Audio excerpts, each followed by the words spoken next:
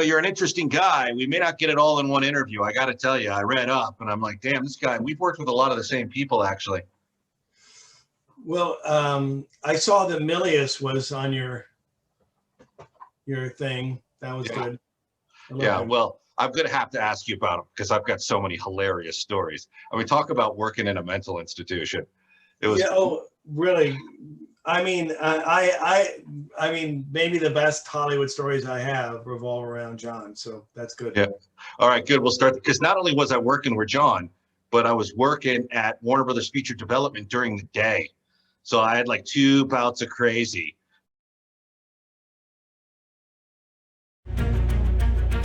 Your road to redemption is paved with tombstones. No quarter, kill all masters. Go to noquarterkillallmasters.com. Rated R.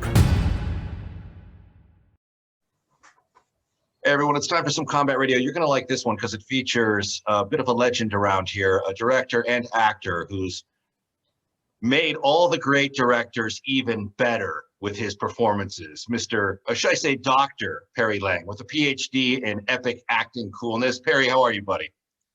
So good. And great to see you. Great to chat. Great to see anybody. My head is coming out of pandemic mode, and now the world is coming in. It's great. Yeah, it's nice to kind of see things somewhat strive to get back to, an operational status quo. Not quite there yet, but I mean, I've got my shot. Did you get your shot? Both of them. Yeah, I'm good. Oh, look at you. See, the Hollywood elite get theirs before us. All the trench workers, we get ours after that, because the industry needs guys like you to operate. Us, we could be replaced by anybody. Yeah. Okay. Well, I won't argue that, but go ahead. Listen. You got some really good directing credits. You've done a lot of interesting things, but I want to start and bring the audience up to speed on your talent as a actor, because we've worked for some of the same people and you've worked for some legendary directors, but it starts with John Milius, who I was basically a step and fetch it for at Warner Brothers at the time. And you worked with him on Big Wednesday. Give us some John Milius action. Well, I had never done, I don't think I had done anything. The only thing I had done before Big Wednesday was a non-union sort of teen comedy thing, and where you can actually see me turn red when a girl takes off their top. I literally on film you can see my face turn red. But I jumped over the fence at Warner Brothers and went to Producers One. Now you remember where Producers One at Warner Bros. That was the same building that I was in later. But I had broken onto lots a million times, and nobody had ever stopped me. Nobody had ever said anything. But I walk into the office where they're casting Big Wednesday, and I'm trying to get oriented. There's a bunch of guys that are sitting there that look like me, blonde and young, and as I'm just opening my mouth to say something to the receptionist, a studio guard comes in and goes, "You, come on, let's go."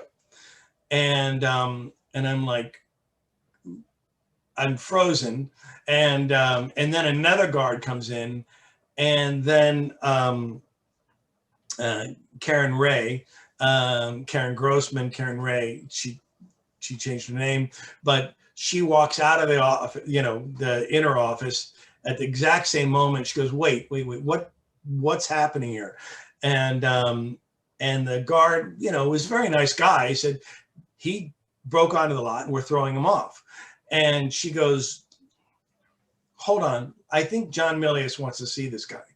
And, and I'm okay. What, anything besides, in those days, they just literally threw you off the lot. They didn't even get your name or I don't think anything. It was just bye.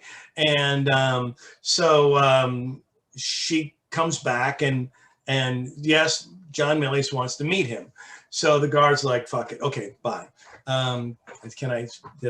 Should I have said that? You're good. Anyways, and so I auditioned for John Milius, and they give me the sides and I read, And he goes, you know, he asked me about where I jumped over the fence and how I got on, and, you know, and I read well. I was, you know, nervous, but I read well. And he goes, okay, well, you know, we'll let you know.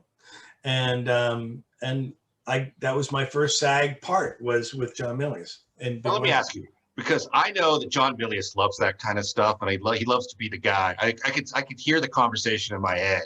I was around him so much where I'm sure she goes in and says, hey, security's about to throw one of your actors.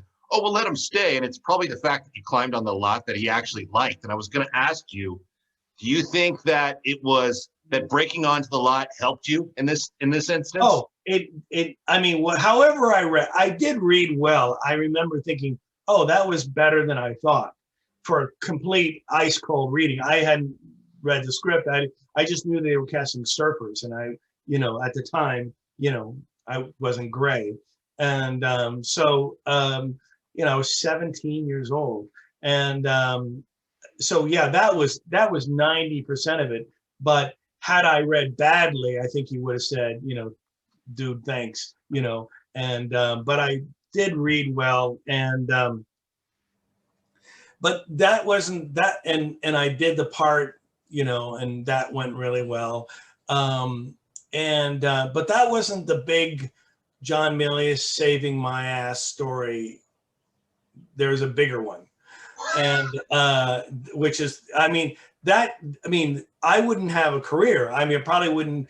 You'd be zooming from a, you know, like a tent now, had, you know, John Milius not intercepted then. But actually, even more importantly, I had auditioned for Steven Spielberg 5 times or something for 1941, and finally. I had the last audition, and John Milius, who's producing 1941, is in the audition, and Bob Gale and Bob Zemeckis were behind me, and Milius, I don't know if he remembered me or not from Big Wednesday, but like every dirtbag surfer in the world remembers me, but Milius is like, you know, who are you again? And but I was supposed to dance in 1941, and Spielberg said, look, you know, you're the best actor that's come in, but you can't dance. I mean, you really can't, you just can't dance. So what I'm thinking of is giving your part to Bobby DeCicco and DeCicco's part to you. And, you know, we'll just swap the parts. And I go, great. You know, I had not read the script. I had no idea what the movie was. Great. That sounds great. I'll take that. And Steven says, just give me 24 hours to think about it, and I'll let you know. And I go, I thought, well, if he takes 24 hours to think about it, I won't have this part. And my eyes tick over to Milius, and I mean, it's just a tick. And John says, Steven, make a decision. And you know, I'm like, okay, wow. And Steven says, John, I'm going to just think about it. I'll let him know tomorrow. It'll all be good. Don't worry. And he goes, I'm not worried, Steven, but you got to make a fucking decision right now. And you know, it's Steven Spielberg. I mean, Jaws, Close Encounters, you know, and Milius is like, Steven, make a fucking decision. And you can just see the look on Steven's like he was pissed. And he looked at me and he goes, you got the part.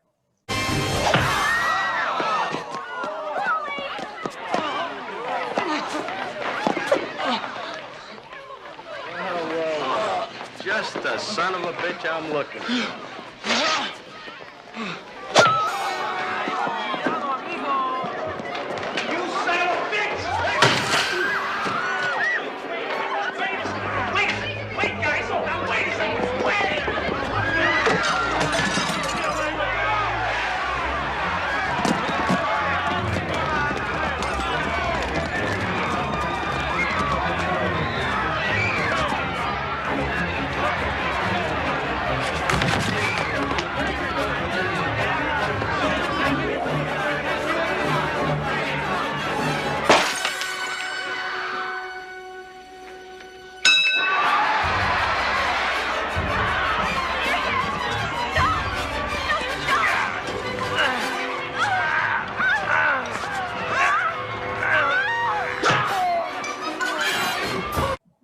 I mean, that changed my life. I mean, that movie, you know, and I got along well with Spielberg, and it was great. I learned a lot, and I spent, you know, most of my time on the set trying to find John, to talk to him, to tell me stories, and he did endlessly. And we walked around, and he showed me scripts he was writing. It was just the best.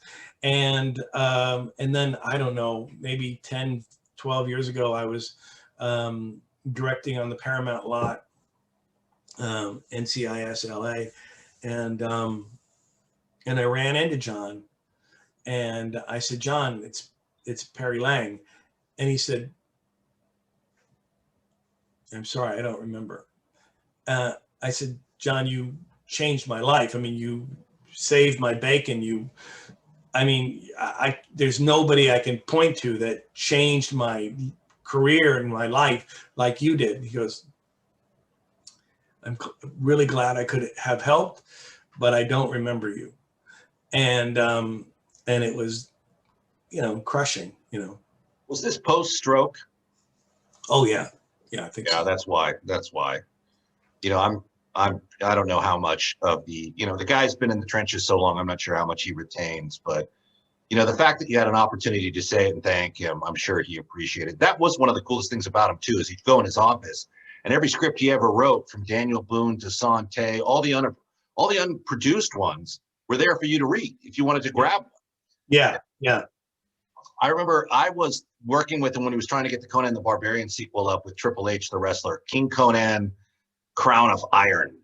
But he was that guy though, right, Perry? I mean, he's that guy that was like, you know, like, you broke on the lot and you can act, you got a job. Like, he likes daredevils.